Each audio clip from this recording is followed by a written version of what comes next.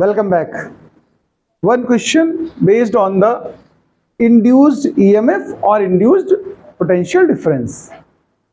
Question कुछ इस प्रकार से जरा समझिए, बढ़िया है.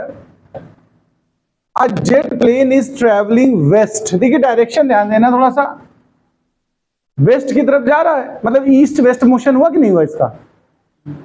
At 450 मीटर पर सेकेंड, ये इसका क्या हो जाएगा, velocity. If the horizontal component of earth magnetic field is this, ये हॉरिजेंटल कंपोनेंट है, हम इसको BH सिंबल देंगे. ठीक है. अर्थ मैग्नेटिक फील्ड के हम लोग 2 कंपोनेंट्स यूज करते हैं, BH और BV, यानी वर्टिकल और horizontal. The angle of dip theta होता है. ये कितना है हमारा 30. Find the EMF induced between the ends of the wing having span, यानी जो विंग्स का स्पैन की डिस्टेंस है वो लेंथ का काम करेगी. थोड़ा इसको जरा लॉजिकली मैं बता दूं. अगर हम डायरेक्शन वर्सेस कहें, ये नॉर्थ साउथ होता है कि नहीं होता बताओ, और ये क्या होता है, ईस्ट और वेस्ट. जो प्लेन हमारा मूव कर रहा है, देखो ध्यान से समझना जरा बात को, उसका मोशन जो है वो किस तरफ को है बताओ, टुवर्ड द वेस्ट. ये तो डायरेक्शन ऑफ मोशन है, और ये हॉरिजेंटल मोशन है, ध्यान रखना, ऐसे हॉरिजेंटली. अगर हम कंपोनेंट की बात करें, 3D में इमेजिन करिए, अर्थ के कंपोनेंट्स की बात करें, तो जो हॉरिजेंटल कंपोनेंट होता है उसी डायरेक्शन में तो इसका मोशन हो रहा है. ये अगर मैग्नेटिक फील्ड को क्रॉस करेंगी, विंग्स फैली हुई है विंग्स ऐसे, तो ये कौन से कंपोनेंट को क्रॉस करेंगी, वर्टिकल को. ध्यान रखिएगा, ये जो विंग्स ये है, ये स्पैन ऑफ द विंग्स है, यही एल का काम कर रही हैं. तो हम कह सकते हैं the wings of jet intersects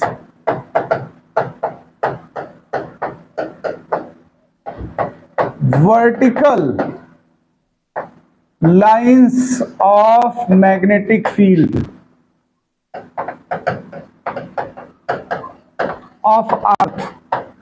अर्थ का जो मैग्नेटिक फील्ड है उसके वर्टिकल लाइंस को इंटरसेक्ट करेगा, हॉरिजेंटल को तो करेगा नहीं क्योंकि मोशन ही हॉरिजेंटल हो रहा है. तो हम लोग जब इंड्यूस्ड EMF का फार्मूला इस्तेमाल करते हैं, ध्यान रखना, इंड्यूस्ड EMF बोलो चाहे इंड्यूस्ड पोटेंशियल डिफरेंस बोलो, अभी पीछे सिखाया था हमने, BVL सिखाया था फार्मूला. इस सिचुएशन में यहां पर हम लोग जो कंपोनेंट लेंगे वो कौन सा लेंगे, वर्टिकल, क्योंकि वर्टिकल लाइंस को इंटरसेक्ट करेगा. और हमको गिवन कौन सा कंपोनेंट है, जरा देखो, हॉरिजेंटल.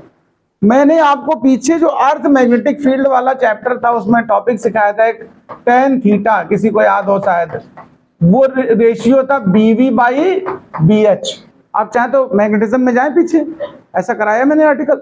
एंगल ऑफ डिप जहां सिखाया था, vertical component horizontal component of earth magnetic field, उसमें ये फार्मूला डेवलप हुआ था.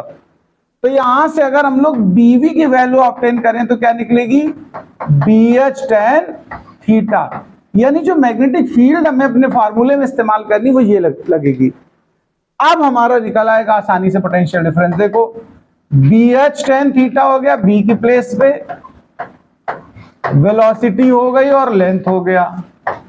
BH की वैल्यू हमको क्वेश्चन ने बोल दी है सीधा टेस्ला में ही, और टेस्ला ऐसा यूनिट होती है, 4 × 10⁻⁴ गिवन है. tan हमारा देखिए जो एंगल ऑफ डिप होता है वो यहाँ यूज कर दिया जाएगा 30. वेलोसिटी हमारी इस क्वेश्चन में कितनी थी इनिशियली, देखो 450 मीटर पर सेकेंड, तो वेलोसिटी हो जाएगी 450, और length of span of the wings वो क्या है, 30 है.